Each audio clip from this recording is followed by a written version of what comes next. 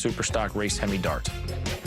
And out of the 70 or so Hemi Darts, Dick Landy's 4-speed car, to me, would be the top of that pyramid. That's why I went after the car.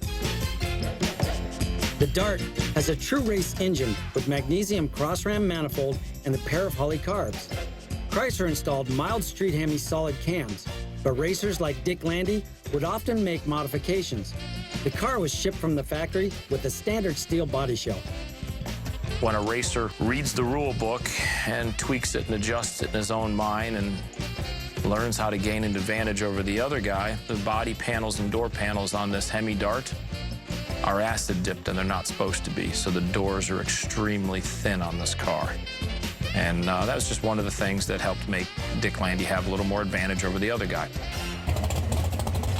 What he did with engines on the west coast of the country, he truly made inroads building engines.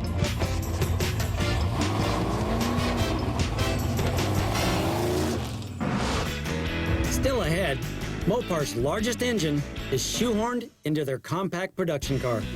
People would look at this and go, oh, that's just a little Dart. That could have a slant 6 engine in it. It can't get out of its own way. And all of a sudden, you've got a 440 cubic inch engine in this little car that might weigh 2,800 pounds. Oh, dear God, short wheelbase. It was a monster on the street. So the Hemi Darts inspired Dodge to build street-legal cars for the super stock classes. In '68, Chicago's Grand Spalding Dodge modified the motor mounts of approximately 50 383-equipped Darts and installed Chrysler's big 440 Magnum engine, conservatively rated at 375 horsepower. The Dodge factory would use this formula in 1969, transforming a small number of their Strippo Darts into giant killers, the Dodge Dart GT Sport.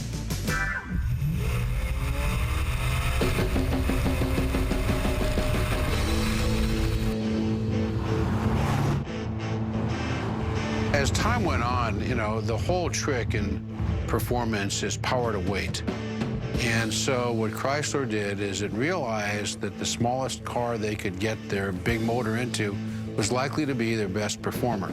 Not necessarily the prettiest, not necessarily the greatest in sales appeal, but the quickest down the strip. So they just kept stuffing large motors into the small cars like the Dart and extracting every ounce of performance they could to keep up the image as the big bad boy in town when it comes to muscle cars, and they sure were. They didn't seem to have the kind of credibility and attention that the other Mopar products did. And it could be the body style. They were more boxy, more mundane, didn't have the kind of pony car look or even the Charger look. So I think they were the redheaded stepchild of the Chrysler products. But very good performing cars. Underestimated. A 440 Dart with that big block motor could run very strong. The 440 wasn't in the brochure. It was a special order item. They were built partially at Dodge, or the Chrysler plant, as 383s, removed from the line and taken over to Hurst Performance, and that the motors were installed there at Hurst Performance. It's a big engine and a little Dart. They'd have to kind of use a Sawzall on the inner wheel wells so the exhaust headers could flow out. Heavy-duty components in the driveline. People would look at this and go, oh, that's just a little Dart. That could have a slant 6 engine in it. It can't get out of its own way. And all of a sudden, you've got a 440 cubic inch engine in this little car that might weigh 2,800 pounds.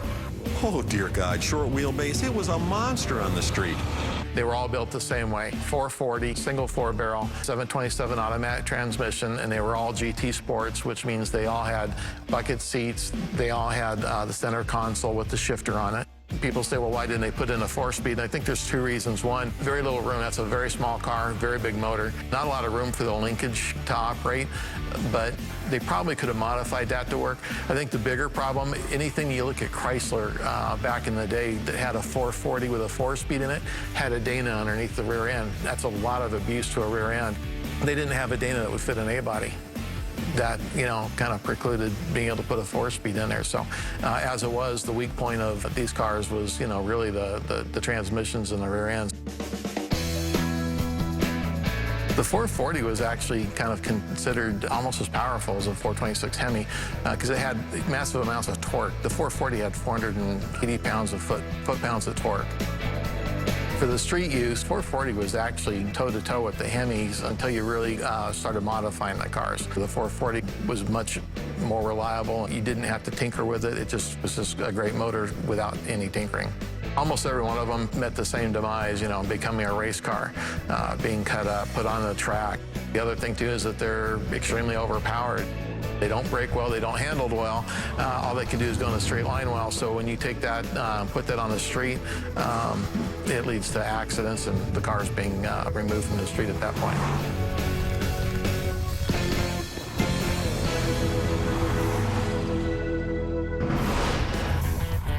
The compact Chrysler A-body cars with big block engines have the speed, but just don't have all the curb appeal of Chrysler's mid-size B-body cars.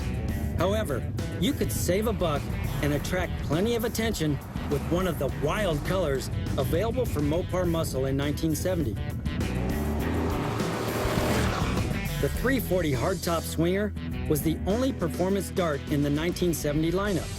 Updated styling includes a new grille and rectangular taillights set into a wedge-shaped rear bumper.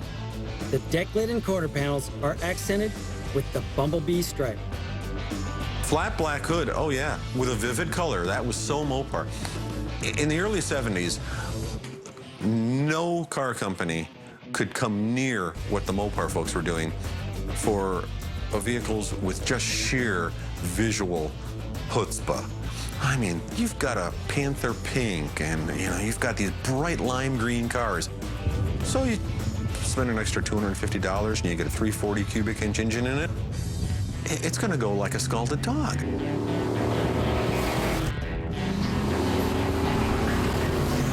Very impressive performance for the value. Value-rich muscle cars.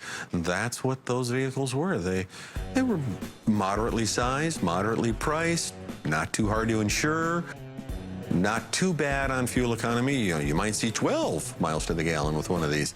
And they were very popular automobiles for the folks that just couldn't quite or didn't want to reach up for the high-profile, big dollar cars. This rare, highly optioned, unrestored Panther Pink Dodge Dart 340 swinger from the Wellborn Muscle Car Museum has a 340 badge over its hood scoops. Under the flat black hood is the 340 engine, rated at 275 horsepower, fed by a single 4-barrel carburetor. The car still has its original plugs, wires, belts, and hoses. Its front disc brakes were standard.